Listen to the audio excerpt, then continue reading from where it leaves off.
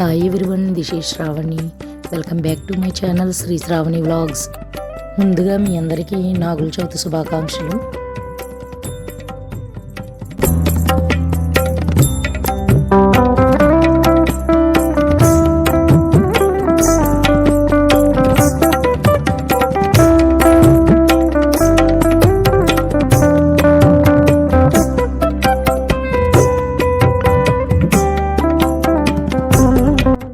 పిల్లల కోసం మొక్కుకున్న వాళ్ళు అమ్మాయిలకైతే ఇలా గారెలు, అబ్బాయిలకైతే బూర్లు వేస్తారు.